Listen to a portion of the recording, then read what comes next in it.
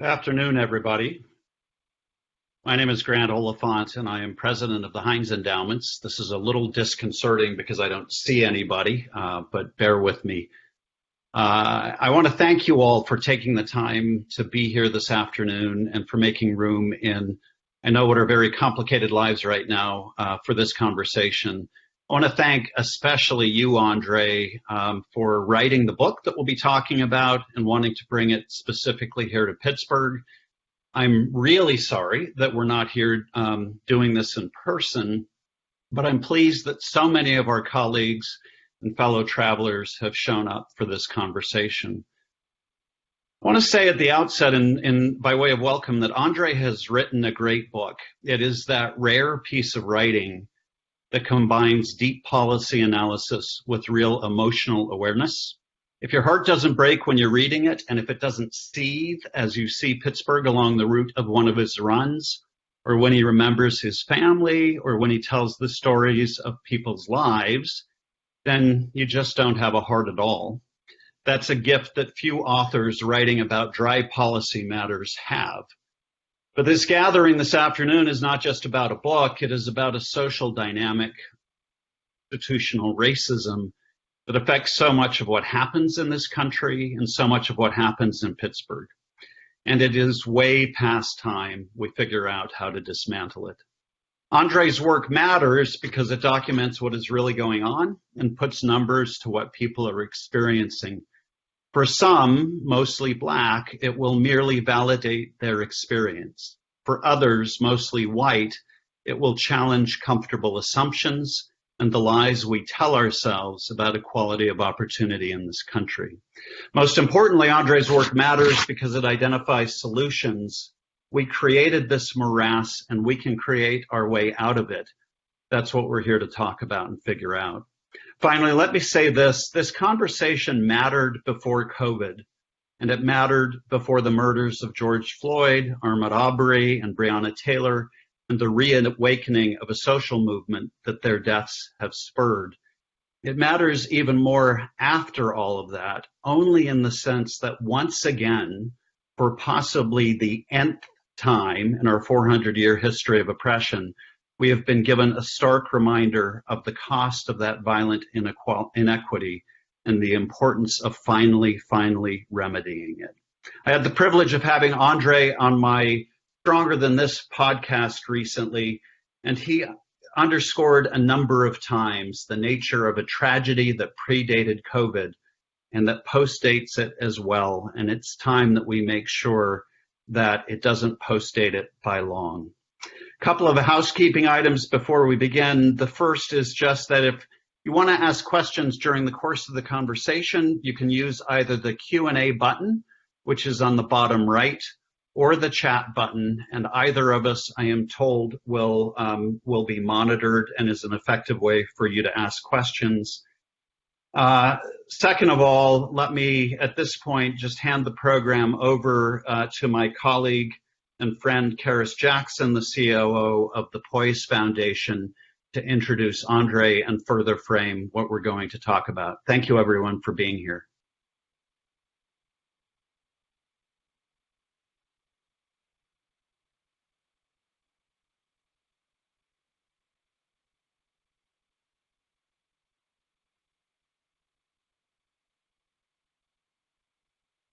Good afternoon, and thank you, Grant. As Grant mentioned, I'm Karis Jackson, the Chief Operating Officer at Poise Foundation. And for those of you who may not be familiar with Poise, Poise is a community foundation that was established in the 1980s by Mr. Bernard H. Jones Sr., who was a Black man who lived in Pittsburgh, Pennsylvania. And he believed that the Black community collectively had the resources within its reach to come together and invest in its own community. And that's why he created Poise. 40 years later, Poise is comprised of almost 200 funds, providing a donor platform for Black people and others who are interested in supporting the Black community, and a grant-making platform to invest in the Black community, both in Pittsburgh and all across the country. I invite you to visit our website at www.poisefoundation.com for more information. And now on to my introduction of Andre. It was the early 1980s, and I was around 10 years old. And my best friend's grandmother lived at 1305 Hill Avenue in Wilkinsburg, Pennsylvania. And my friend and I would often spend the night at her grandmother's house on the weekends and in the summer. And right across the street was a house where there were always a lot of boys. And so, like all young girls my age, we would yell things out the window at the boys across the street, and then we would duck behind the porch or hide behind the bushes. And if one of those boys happened to look our way, we would break out into endless giggles. Our summers were filled with watching the boys across the street. And Andre was one of those boys.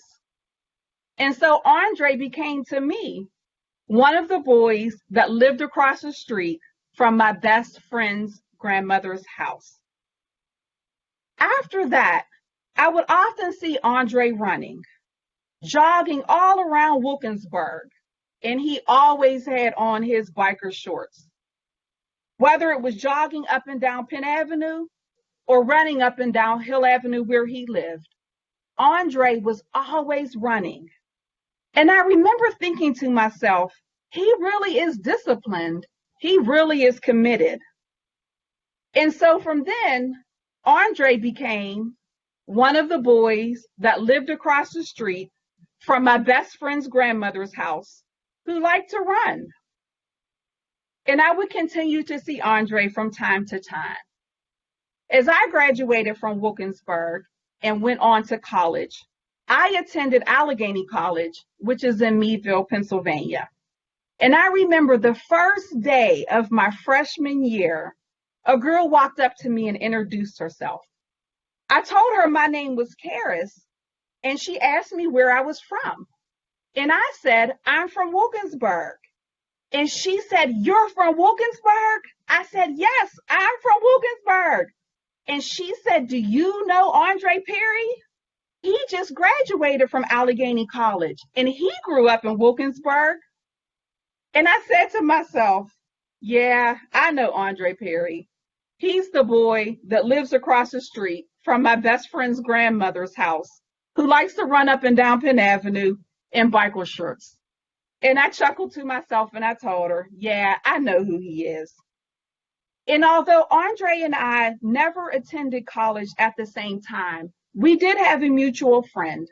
So I got to know Andre a little better as he came back and forth to campus over the next couple of years.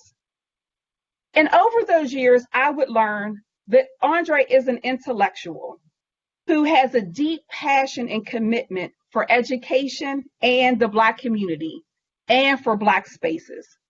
But Andre was a talker, and he was always ready for a healthy debate or conversation about current events and pressing issues impacting the Black community.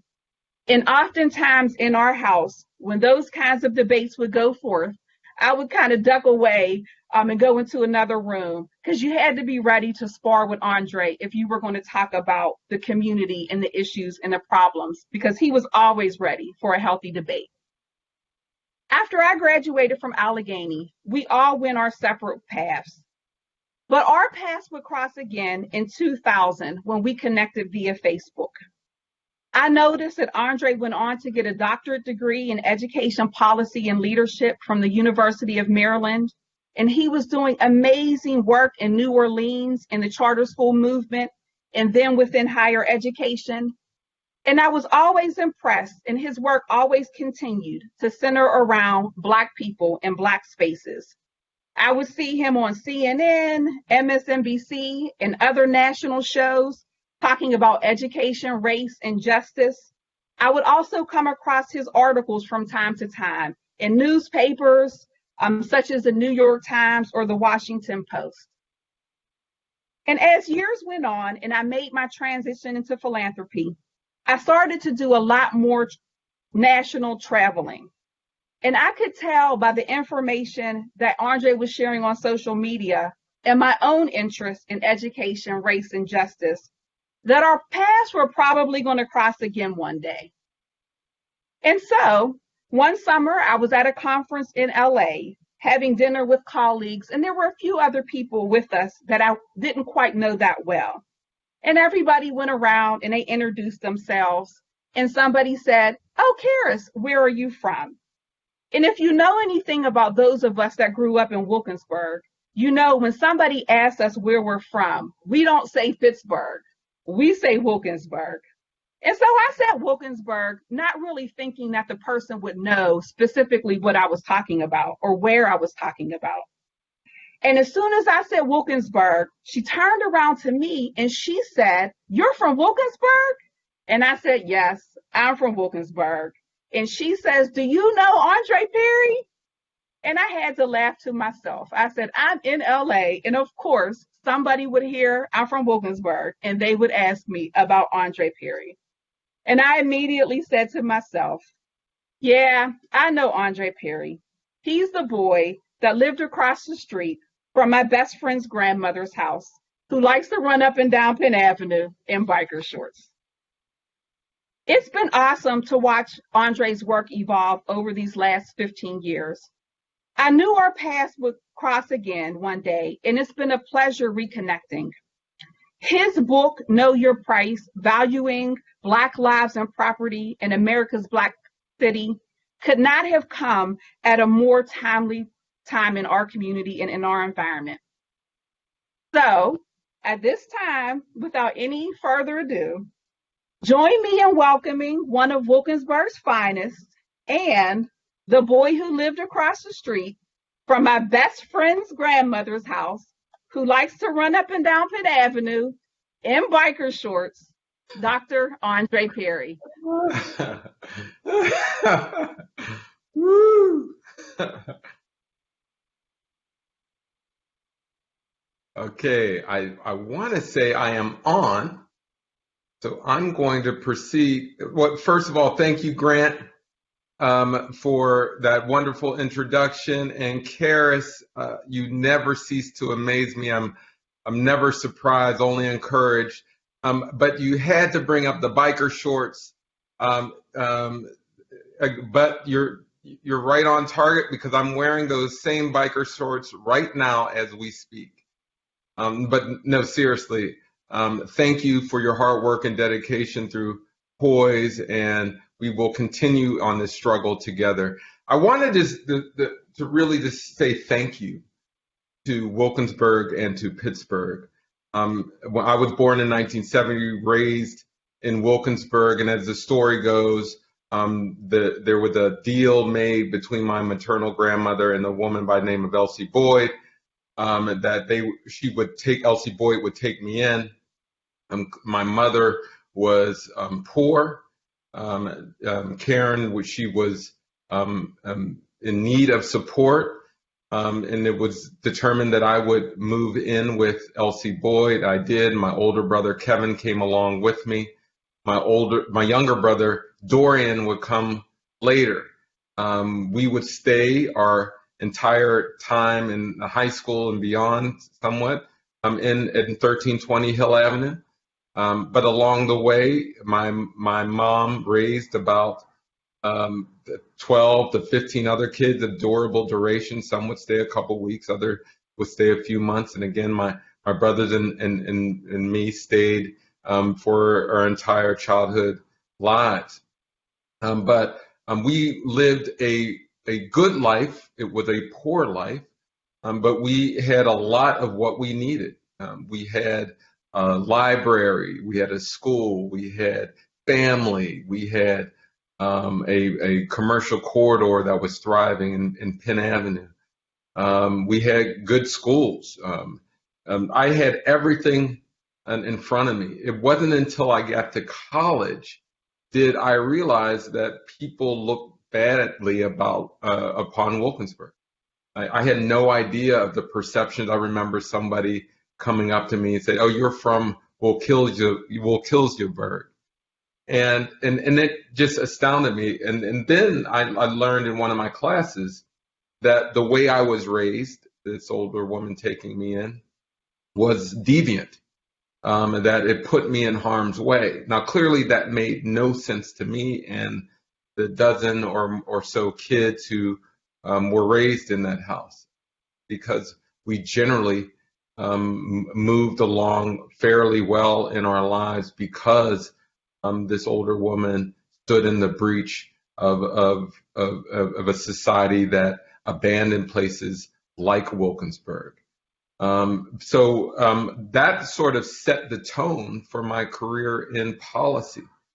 Along the way, I got a college degree, eventually got a PhD, never really losing sight about what's going on in my hometown of Wilkinsburg. But I really took notice when Google headquarters landed a few miles away from my house. I just paid attention to the development there. And recently I went back as part of researching for this book, and I couldn't believe when I went down that running around I used to do as a cross-country runner in Wilkinsburg. I used to go down Penn Avenue and go into Pittsburgh, cross Forbes, and make my way into East Liberty. And that at the time I had no idea what the difference was between Pittsburgh and Wilkinsburg, where that line was drawn. All I could do was smell the Nabisco cookie factory, and I knew I was in Pittsburgh. But this time around I went running, and I could see, it looked completely different. The people looked different. It was a lot whiter than I remembered it. I actually graduated from Peabody High School, so I went to school right down the street, very familiar with the area. And I said to myself, wow, how is it that this area has not really benefited Black folk? So, because it essentially became a lot whiter. Folks I talked to complained about not being able to get quality jobs, or their wages in their current jobs did not increase. And based on my research, those findings were true. But I started to look even deeper. I started looking at housing prices where I was raised. And I compared home prices in my Black neighborhood of Wilkinsburg and compared them to areas outside of Wilkinsburg in whiter areas. And I did that at a national level. And what we found astounds, that homes in Black neighborhoods, comparable homes under comparable conditions, are undervalued by 23%, about $48,000 per home, about $156 billion in lost equity that amounts to. And I said to myself, wow, that's the money that people use to send their kids to college, to start a business, to move to a better neighborhood. And that's the money that's lost every day in Pittsburgh. But I also know that there's a lot of talent in Pittsburgh that is just not invested in. During the last 3 years, I've been going back and forth to Pittsburgh. I've been at least 15 times over the last 2 years to essentially do research for the book. I've met several entrepreneurs, met several housing advocates. Lots of talent, little investment. And so part of this book is mission, no question about it, is to drive investment towards assets that have been undervalued essentially because of racism. We know that folks are struggling in Pittsburgh, and it's not because of a lack of talent. My tagline, and when you buy the book and you read it, throughout, you'll hear the tagline, there's nothing wrong with Black people that ending racism can't solve. That there are overarching structures that limit the suppression or limit the growth of Black communities. In addition, we also know that there are organizations and groups that want to hide Black people. I can't say enough. I want to thank One Hood Media and Jasiri X for the good work filling in the breach when the Pittsburgh Post-Gazette fails to do its job. we've got to recognize the assets and the people in Pittsburgh, in Wilkinsburg, and beyond. Again, there's nothing wrong with Black people that ending racism can't solve. Fortunately, the good work that we've done in and around Pittsburgh, we've developed some pretty high profile reports on housing and in business growth that reaffirmed my position that there's nothing wrong with Black people that ending racism can't solve. And we are creating a strategy to move that research forward. You'll be happy to learn that the presumptive presidential nominee, Joe Biden, has incorporated those reports in his Lift Every Voice initiative for Black Americans. We have an opportunity to do something in terms of policy to help Black communities in places like Pittsburgh.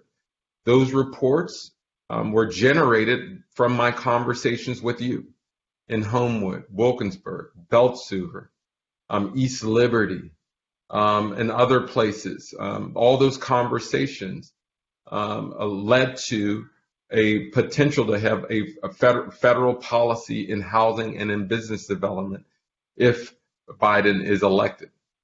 And so we have this opportunity. And I also want to just announce a few things that I'm doing in the next couple of years in Pittsburgh. I'll roll out an initiative that I'm calling the Valuing Black Assets Initiative, or VBI.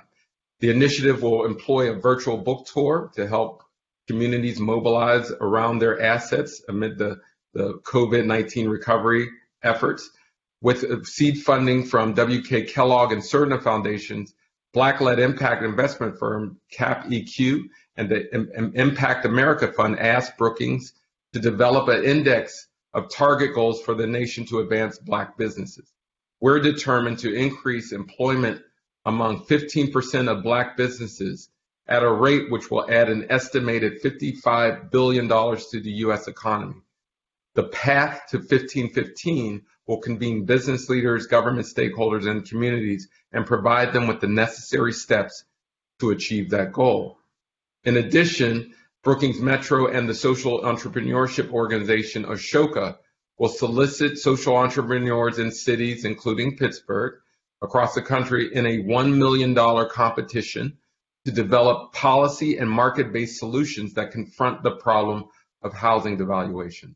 The project will incentivize innovators who are proximate to the problem. We will seek to foster a new generation of structural innovations that remove the drag of racism on home values. Another aspect of the Valuing Black Assets initiative is a collaboration with the polling firm Gallup. We will develop a survey to help measure racial attitudes behind asset devaluation. The survey will enhance our quantitative analyses to further illuminate how prejudice devalues Black majority neighborhoods. I wanted to honor my book to Pittsburgh, but more importantly, I want to bring resources to Pittsburgh. I'm very proud of this Valuing Black Assets initiative. I'm hoping that we can identify, and I'm sure we will, people who want to participate in that $1 million challenge, folks who understand the problems that Black America face, and I really want them to identify the problems that are occurring in Pittsburgh.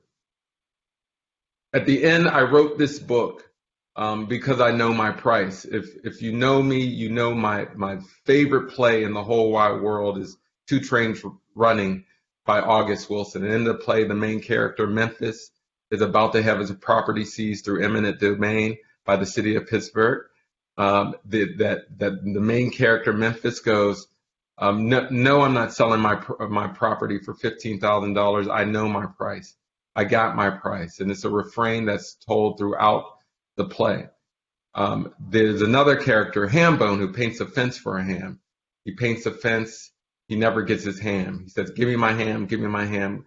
And he never gets his ham, but eventually he goes crazy and dies. We don't know if he had mental illness before, but eventually he dies demanding his ham. There's actually a happy ending to the story. the main character, Memphis, gets $35,000, well beyond what he was offered. The moral of the story is know that you have worth, but you must fight for your price, even if it means going crazy and dying. And that's the position many people are in Pittsburgh. My goal is to illuminate the assets that are covered up by racist practices, and I keep going back to this the Pittsburgh Post-Gazette. They must begin to do their job and protect the journalists there. But that's just a metaphor for what happens to many Black people and assets in the city.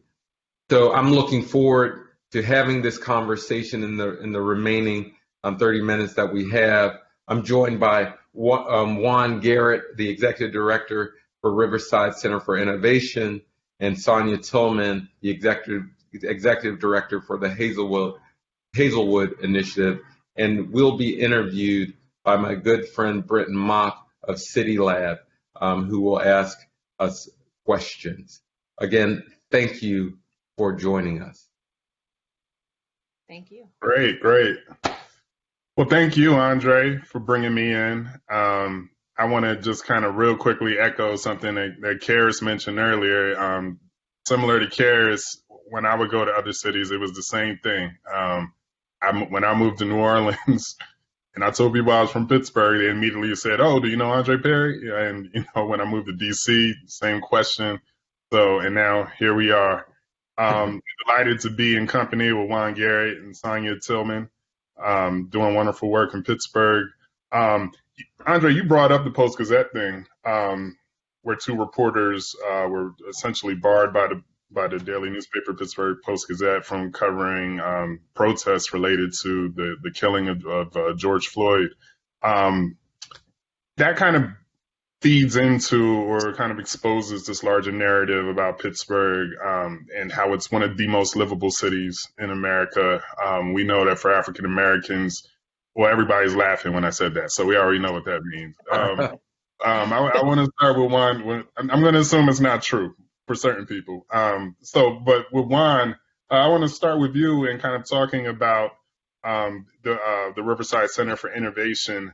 The kind of projects that you do, the way that the work that you do to kind of help people and business owners and entrepreneurs in particular feel like they're valued, feel like they belong in Pittsburgh, and how you, as Andre put it, invest in talent to help them feel, like they have some kind of proximity to livability in the city.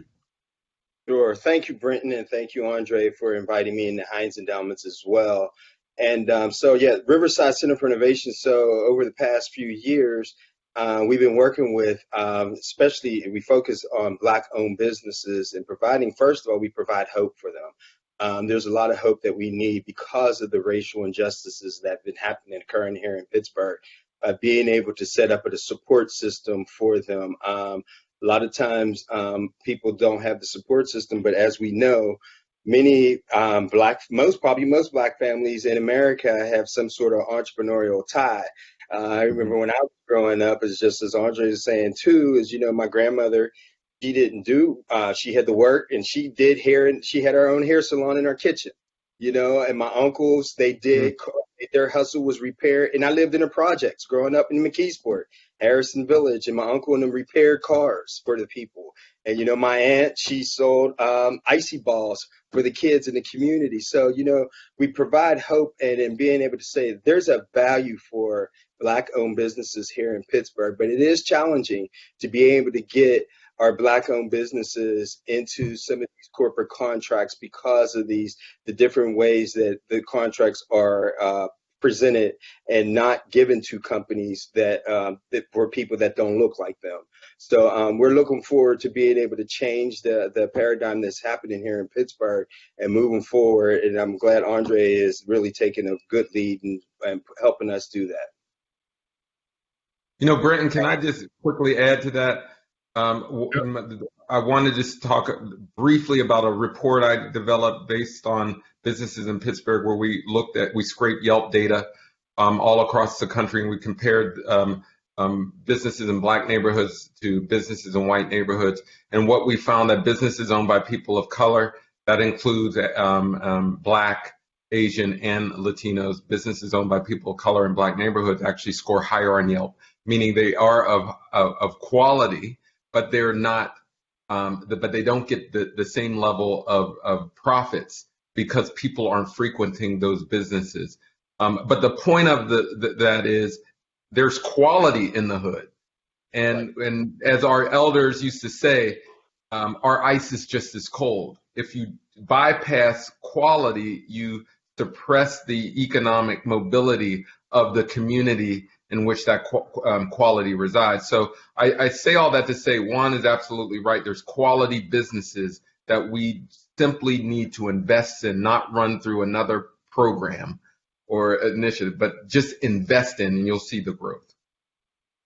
Yeah, absolutely. I mean, one of the best places to eat in Pittsburgh is not a restaurant. It's Mama Rose's in Lincoln Larmer. Yeah. It was one of those places like you were talking about, Juan. She's on Yelp, and you ain't gonna never find anybody who will say something bad about her or her food. But she will never make, the best restaurants list, or get in the program. So that's all excellent point. Before I bring in Sonya, I want to also bring in Grant Oliphant, which from the Heinz Endowments. I don't know how we forgot that, but Grant, you want to jump in here? Grant, who we heard from in the beginning. So sorry, Grant. No, it's good. I thought maybe I was being given a break. So. Yeah, thanks. Brentin, do you want me to talk now? Say a couple of things now, or Sonya first? Let me jump to Sonya real quick, and then we'll come around to you. Sonya, you're the executive director of the Hazelwood Initiative, and Hazelwood was kind of put on the map a couple of years ago when we saw that Amazon was eyeing that area to put its new headquarters.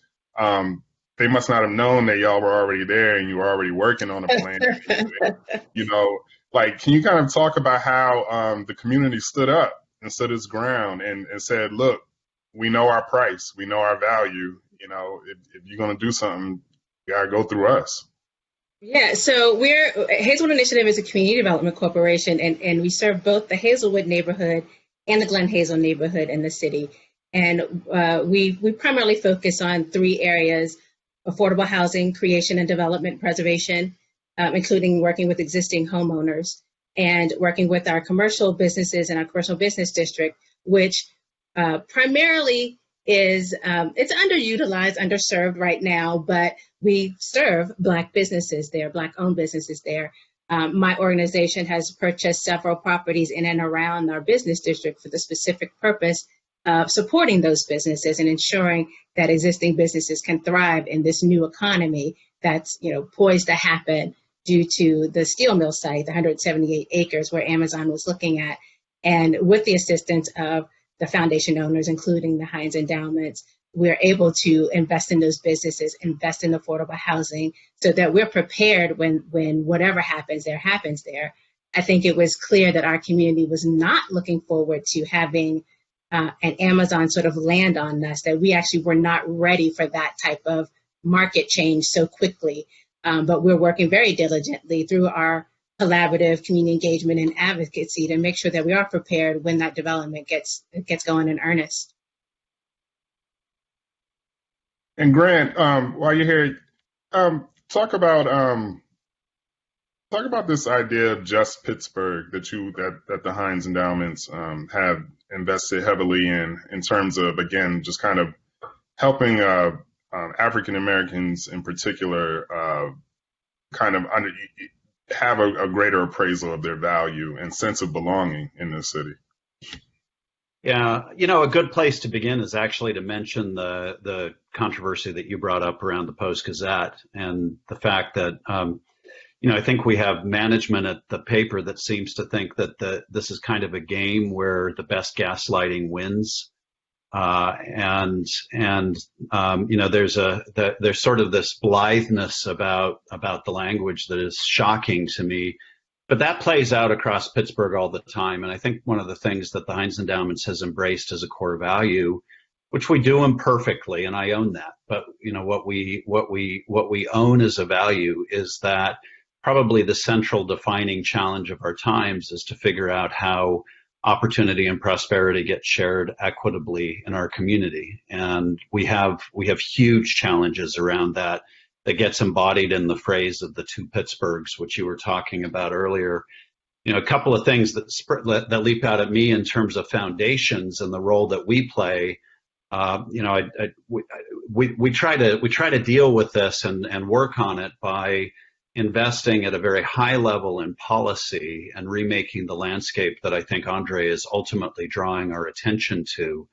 That we can't make change on this unless we're working at scale where government changes the laws and fixes the systems that ultimately they control. So that's the first level of work. And then as we get closer to the ground, we're very conscious of the need to invest in place and specific communities where we can work at scale.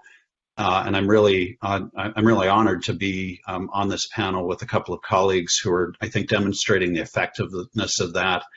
And then the third level is to invest in people and actually to find to get behind Black leaders and Black businesses and Black-led organizations at a variety of levels. And that's a challenge for philanthropy to keep that in mind.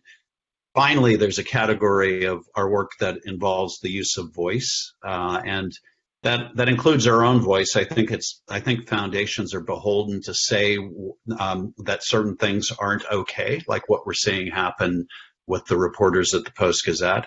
But we also have to be careful not to get in the way of uplifting and holding up the Black voices that really should be the most heard at this moment and always on this subject. That gets me to my final point, which is that if you're pursuing a vision of a just Pittsburgh and really thinking about how to remake your community, it's really important for philanthropy to tread carefully because we aren't the be-all and end-all. We don't have all the answers. We get it wrong a lot of the time. We have to be careful, for example, when we're working in a place about tipping markets in a way that can hurt residents. So we actively think about that. We have to be careful about prioritizing programs and capacity over community and building up community and leadership. And that's a balance that we have to achieve. And then we most of all have to recognize the limits of our own resources and power, because again, and it brings me back ultimately to Andre's point, which is that the core thing we have to change here is the structure and the systems that drive the inequity in the first place. And that's important for us to do at all those, I think, by constantly minding all of those levels simultaneously, but never letting go of the fact that we have to change policy. Brentin, can I add on that? Yep. Growing up in Pittsburgh, I know the Pittsburgh Post-Gazette is not the only institution that devalues Black lives. The same attitudes that went behind the death of Antoine Rose and George Floyd and a number of deaths all around the country are harbored by business execs, banks. It became clear to me when I went back to Pittsburgh that the corporate sector really does need to step up and remove sort of the same attitudes that the Pittsburgh Post-Gazette is displaying are the same attitudes that employers have when deciding on who to employ, who to invest in, all of that. And so I brought up Pittsburgh Post-Gazette. By no means are they the only ones. And I joked with Grant, and I said I remember growing up in Pittsburgh. And I remember seeing the Heinz sign lit up in red, and I really never knew anything about the Heinz Endowment or really the wealth that's there. And so philanthropy also has an opportunity to invest in Black people and organizations in ways that they've never had before. Certainly, Grant and Heinz doing great work. A lot of their resources went towards the research that created the book. But overall, we all need to inspect the attitudes and the practices that contributes to this long-standing myth that the conditions of Black cities are a direct result of the individual people in them. No, there are actually structures in place that suppress growth every single day, and we need to weed ourselves of those structures. Great. I want to take the opportunity to start letting some questions from the panel. From the audience come in because they're flying in. I see my brother Randall Taylor put out a question. He wants to know how you all feel about tenant-owned co-ops as a way of achieving affordable housing in the city. And any of you can take that question, especially if your respective organizations are already working in that area. So this isn't something that we've looked at yet. Sorry, Andre. No, go this ahead. isn't something that we've looked at yet specifically, but we have such a need for affordable housing in the city of Pittsburgh and the region that I feel like everything has to be a tool in the toolbox. You have to actually look at it and explore it and see if it's something that's viable for your community. So put it in the toolbox. I'm happy to take a look at it and figure out how to make it work. Yeah, I was just going to somewhat say the same thing. That we need alternatives to sort of the wealth building notion of you need to own a home in order to generate wealth. Given the affordability crisis that we have right now, we need to anchor people into homes, period, and not necessarily if they generate wealth or not. Now, because of the way we can subsidize affordable housing, you do eliminate the wealth building power of that often. But you gain wealth when you are able to have a consistent low mortgage payment or housing payment over time. And so cities need to explore alternatives to the traditional model that will enable people to say, hey, I grew up in East Liberty, I grew up in Wilkinsburg, I've been paying rent for long periods of time. We should find ways that folks can get ownership in land or property in ways that anchor them in place, and regardless if it builds wealth or not. It's really, at this point, a human rights issue because people are being displaced every day because they simply can't afford the housing in Pittsburgh. And in our community, home ownership is actually an option to help with this prevention of displacement. So right now we are able to get people into homes for oftentimes less than they're paying in rent. And we know that because of the interest in our neighborhood from the Amazons and others of the world, that rents are going to rise in our community. That's coming. So the more people that we can get into affordable home ownership now, the less we have, just to probably some concern, the less we have to be concerned about mass displacement. Great, and that's a great point that you made, Sonya. I mean, we know that there's value in Hazelwood because otherwise, why is Amazon looking at it? Right. And it's, I'm sorry, I'm talking a lot. To get to the point about the Post-Gazette, I feel like our community knows our value, right? We tell our own stories, but we need the One Hoods to do that because those larger organizations don't tell them through our lens. And so they look at the disinvestment and they don't see the joy. They don't see the community, the families that have chosen to stay there for generations because they have options, but this is where they want to be. And that happens all over the city and Black community. Okay, I have a question from, and please forgive me, audience, if I mess your names up, but from Kalyani Singh. And I think this would be for you, Juan.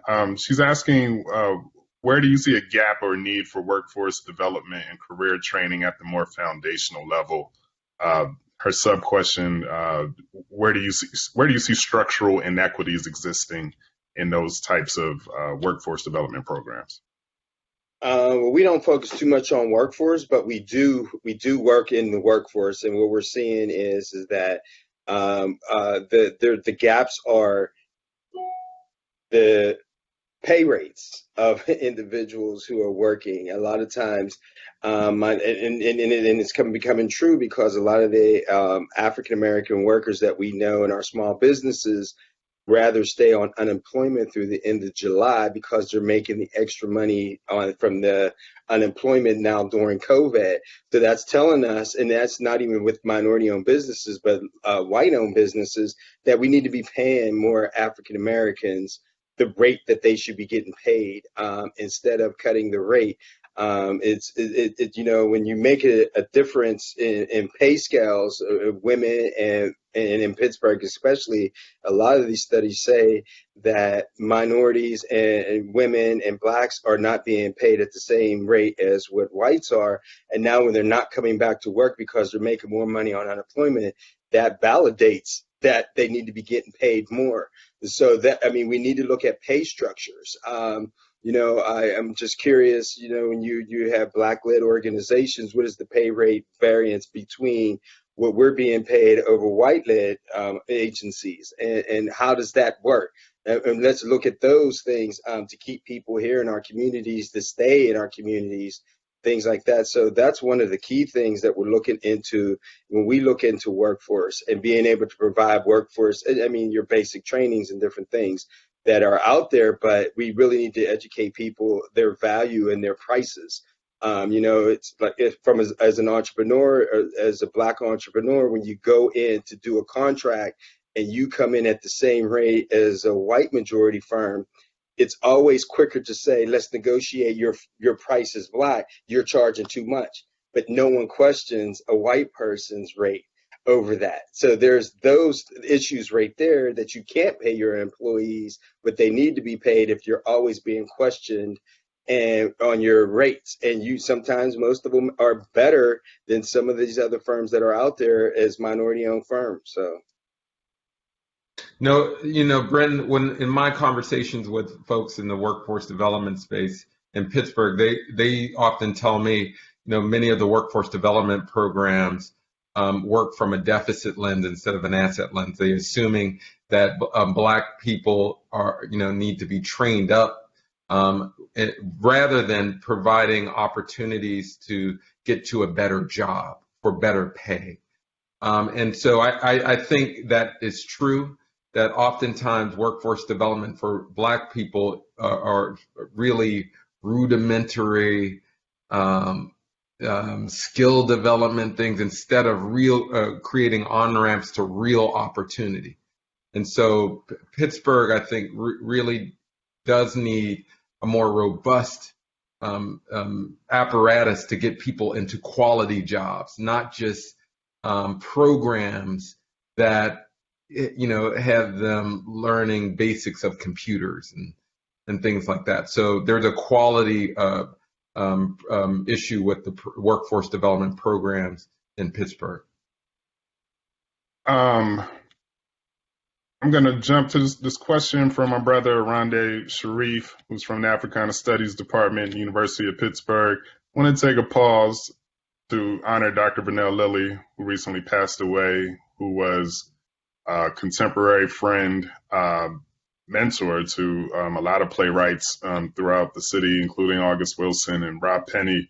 Rondé is asking about how academia can get involved in the kind of programs that you all are running. How can Africana Studies Department get connected and the university be more involved in that?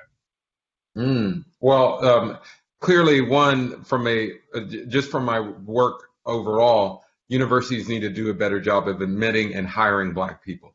So first and foremost, understand that you can move the numbers in education by admitting and graduating more Black students and by hiring more Black professors, personnel, so on and so forth, right then and there. But also, universities need to get more involved in the overarching planning. For instance, University of Pittsburgh, CMU, did a lot of that placemaking work that I talk about in the book around East Liberty and Google headquarters. Unfortunately, those universities did not make direct links to the Black communities. And so those who benefit from that expansion and development did not look like me or other Black folks from the area.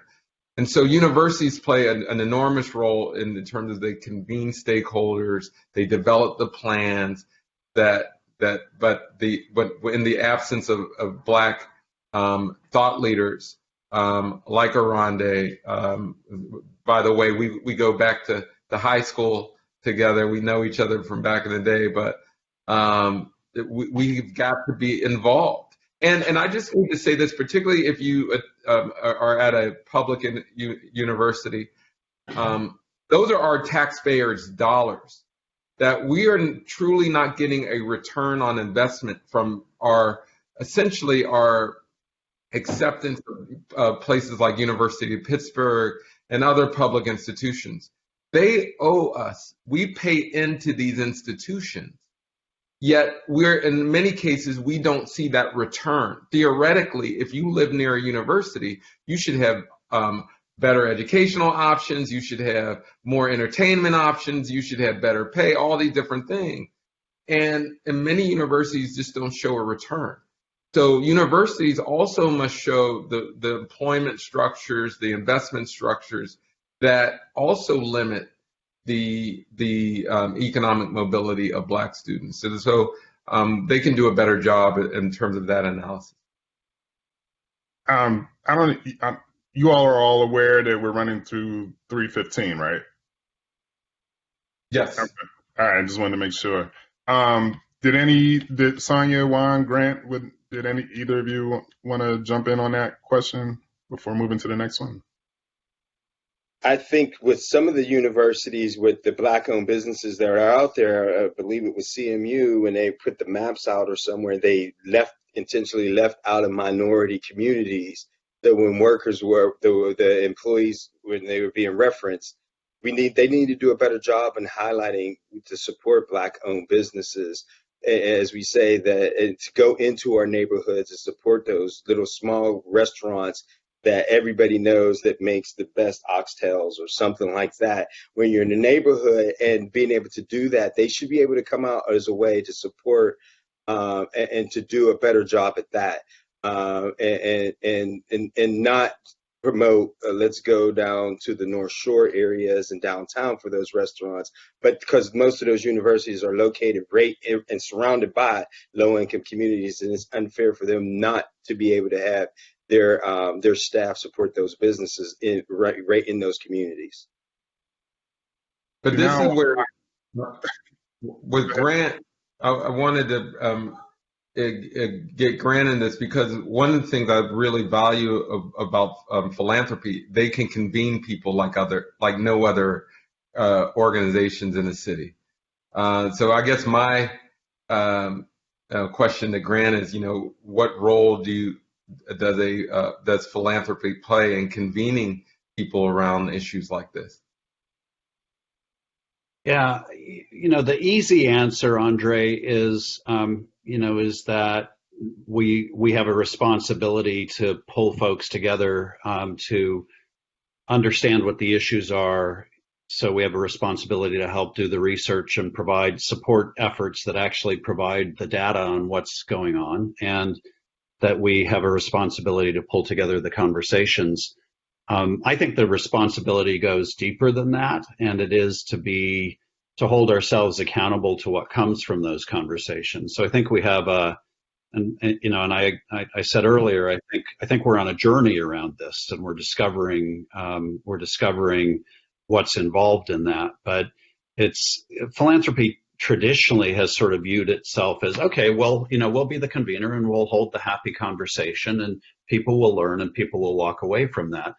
And we live in a disinformation society. There's so much information that's out there, and there are people who are lying about the facts. And so in that environment, it becomes important, I think, for philanthropy to go beyond just trying to pull folks together to understand the issue and have a conversation. It has to be about what a change agenda looks like that emerges from that, and to in some ways have a point of view about that. at a values level without trying to dictate all of the outcomes that flow from it. And I think that's always a challenge, but it's critically important that we look at that implementation step and not just the pulling together for the conversation step. We have a great question from Michael Skirpin on here. He's asking, given the gap in investment dollars for Black-owned businesses and communities, can foundations play a role in making those investments by moving the large percentage of their endowments out of the stock market and opening up investment opportunities in Black communities? Yeah, so I'll take that one. I think the answer is yes. I mean, clearly more money is better. And actually, many of you may have seen the announcement from the Ford Foundation about the massive new effort that they've undertaken where they're borrowing against their endowment to put roughly 10% out over the next few years, $1 billion. They and joined by 4 other large foundations. So and their notion is to invest heavily in systems that are struggling during the period coming out of the COVID crisis, whenever that ends. And if we can do that in response to an immediate crisis, the question basically that's being asked is, why can't we do that in response to an ongoing crisis? And I think this is an issue that my board at the Heinz Endowments continue to look at. There are lots of debates within philanthropy about how you do that in a way that is truly effective and achieves the goals that you want to.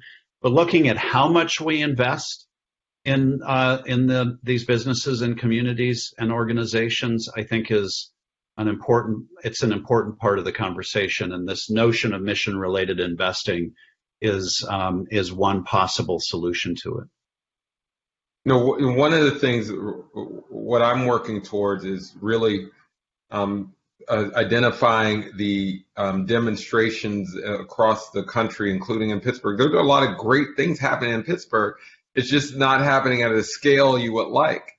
And so I'm trying to work on things at the federal level to make sure that when the resources emerge, that we have examples and demonstrations of things going on in places like Pittsburgh and its neighborhoods that we can point to say, hey, here's an example of how to invest.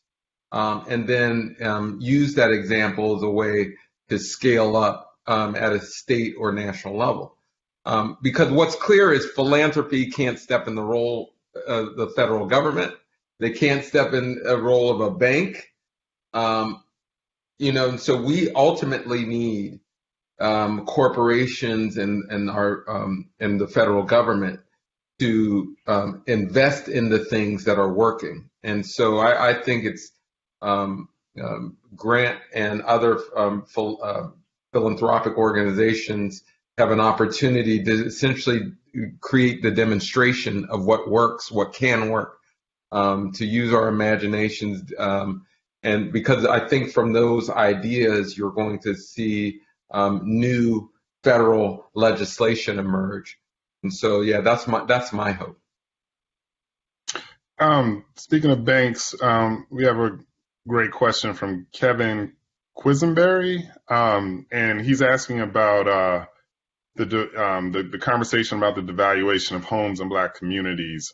He wants to know if you all can kind of talk about the roles that real estate professionals and lenders play in that, in terms of that devaluation. I know that's how I get your whole book, Andre. Yeah, I talk about that in the book clearly, but I will say that there's not one. So first of all, go get Know Your Price. Buy Know Your Price, get it from a local bookstore preferably. It's a great book, in my opinion, but in there I talk about the racism that is throughout the home buying market. So it's not one thing. I do bring up appraisals, but we have a long history of biased lending. We have a long history of steering practices by real estate agents. We have a long history of negative assessments. And so we know that racism in housing is throughout. We have tons of research on that. What I brought to the table, I gave an amount of how much it's costing Black communities in particular, and how much we need to restore in order to make businesses healthy. But there's no question that lending is predatory lending in particular is a major reason why we see housing devaluation. Did you want to jump in on that, Sonya? Well, yeah, I was thinking we have a lot of people who are interested in home ownership, but not all, many of them have credit issues, and it takes a year plus to address those. And so I think you touched on this in the book, Andre, about perhaps there's a better metric to use for underwriting people to qualify for mortgages, right? Like maybe there's a better way of doing that so that people who have the income, but, ran up that credit card 10 years ago and are still paying it off or have stopped paying it, don't get penalized. And that's the vicious cycle of devaluation. You never really have the discretionary income to get out of debt. So you're constantly charging credit cards, you're constantly getting into debt. And when you have economic discrimination, job discrimination, you never can make the income to catch up. But with that said, we see all the time Black people who've paid either rent on time or bills on time, but they haven't necessarily gotten an income where they can get a mortgage. And so part of this effort that what I'm doing with Ashoka is in terms of this $1 million challenge, we're looking for different types of loan products, for instance, that somebody can develop that will enable low-income people to buy into a home that's priced at $30-something thousand, $40,000, a price that banks won't back. And so we need more innovative structures and products and on the market side, but then also we certainly need policies, because clearly in the areas where there's devaluation, people with money are getting a discount when they buy properties in those areas. And that's what's happening all over. The folks with money are going into devalued neighborhoods and purchasing the property. So we need to have some regulation to say, hey, if you already own X number of homes, we need to secure these types of special mortgage practices for people living in these areas or who do not have a certain amount of wealth. There's ways to get around. Clearly, we can't use complete race-based strategies, even though I believe we should. But since we can't, we need to figure out ways to use wealth metrics as a way to distribute these opportunities to buy a home for Black Americans. And if I can, I just want to follow on Andre on that comment by underscoring one more time the point you make over and over again about how to do that at scale. I think what philanthropy can do is engage in developing some of those innovative products. And I love the idea of the Ashoka Challenge, by the way. I think some of the work that's happening in Pittsburgh ought to be at the top of the list, if I can start now.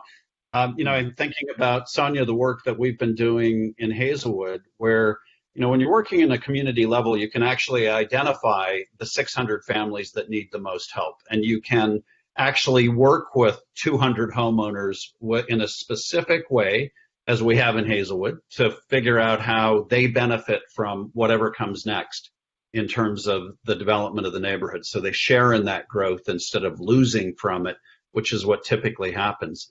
But now you have to take that and play it across 90 plus neighborhoods in Pittsburgh and countless more municipalities in the broader region. And you quickly get a sense for how massive the scale is. So you have to take that model and then somebody at the government level or the financial industry level has to decide to make that real for everyone. And that's where we've really got to push. Yeah, and we will be coming to Pittsburgh soon. You'll be hearing about this Ashoka Challenge because, one, like I said, I want people who are proximate to the issues to win this prize. It won't just be one prize; there'll be multiple prizes given. But we will be coming to Pittsburgh, so I want the folks who have great solutions are working on these issues. Sonya, I'm sure you will be entering this competition, but it's an opportunity to show that there are good things happening that we can build upon. Because my goal is to offer demonstrations that can lead to federal infusion and investment. So we have like 5 minutes left. I mean, we started talking about the Post-Gazette. I want to bring the benediction in on the Post-Gazette. Yeah. So we're going to take it to Calvary now. So you all just each talk about how the role of the media, how it lends itself to the devaluation of Black people and Black properties in the way that they report on Black neighborhoods or in the ways that they don't report on Black neighborhoods. How is media feeding into this devaluation, and what would each of you like to see from the media, or what are you prepared to do about the media to kind of help reverse that? Well, I'm clear. I think the Post-Gazette showed what the media has been doing to Black Americans, not only in Pittsburgh but across the nation. It's almost as if they're saying you don't exist, and when they do report on Black American, it's a negative story. No question, Wilkinsburg had its troubles, no question about it.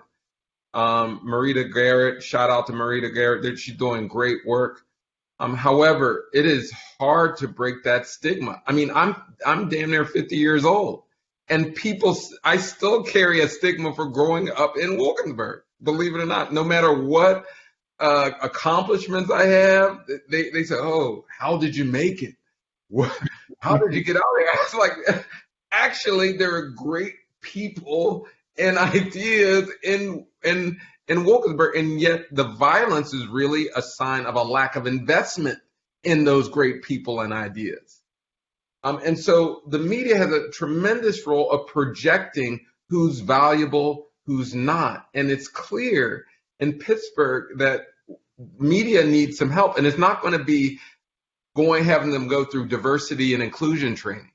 This is about, we need new outlets, and we need investments in new outlets. One Hood Media, for instance, is filling a role that mainstream media should be playing. Now, there is a business opportunity there. And so for me, it's like, hey, you serious? Hey, are you really about that life? You want to take on that role? Then let's figure out. But the point is, there are entrepreneurs, there are people who can replace a explicitly racist organization, and that's what we really need to be thinking about. And I would add that we've actually documented this. We studied it 10 years ago. We studied it again just recently in Pittsburgh traditional media, which includes newspapers and TV news, have a clear discrepancy in how they cover the Black and white population here, how they discuss and feature people who are Black as opposed to people who are white, what sort of coverage you get if you're in a Black neighborhood than if you're in a white neighborhood. What was sad for us in our recent examination of this is it hasn't shifted at all in 10 years. What is different is exactly what Andre just said. You're starting to see the emergence of alternative media that mostly is happening online, and some of it is race specific and some of it isn't. but we're really excited. I want to underscore the praise for One Hood, because part of what they've managed to do is raise the profile of a set of issues for the Black community in a way that nobody else was or could. And amen to what Andre said about what it suggests in terms of an absence in the community and the opportunity that exists. I'd also say that there is a huge responsibility to hold media who violate the norms that we expect accountable in a way that we haven't in the past. And I think the Post-Gazette is to its concern experiencing some of that this time in a way that they didn't 3 years ago, when they wrote a really shameful racism is reason editorial on Martin Luther King Day that was racist, and it was a staggering moment. But this time they seem to be being held accountable, and we need more of that. I would say, as the director of an organization that serves a community that's 40% Black, nearly 40% Black, we need people who tell our stories through our lens, because no one's going to do it better. And so we need to try to promote newspapers like The Courier, and to continue to promote organizations like One Hood Media that do that, and not give the Post-Gazette of the world a break and say you don't have to work with us, but to kind of build that groundswell of they're missing out on something when they don't know our stories and they don't know how great we are. Yeah, shout out to the Courier. I just want to say shout out to the Courier. I need to uplift the Courier. Sorry about that. No. We use the Courier for a lot of times, and shout out to Diane Daniels, who's been a big supporter of RCI, featuring many of our top minority-owned and Black-owned leader businesses. And so we're going to start reaching out to using One Hood Media to do that. We've been using our own social media to promote our minority-owned firms. Because we were all at home for COVID-18, I almost stopped watching a lot of the media that was happening, because they didn't show a lot of the successful Black entrepreneurs that were out there in these feel-good stories and different things. I didn't see not one story about what was happening in Black neighborhoods during COVID-18 or 19. And it just upset me that there's a lot of good things happening in minority communities, and they missed it. Everybody was at home at this time, and you're hearing about other things, but the media missed an opportunity to showcase Black Pittsburgh. So it just got to the point for me, I really kind of stopped looking at the media because of that. So we thank everyone for coming out. We have unfortunately run out of time, but the good news is we're all in Pittsburgh, so we can continue this conversation, and Andre will be back with money. So make sure y'all look him up. And thank you, Grant, and to the Heinz for sponsoring this, having this, and thank everyone who came out for this conversation. All right, thank you. Take care. See you soon.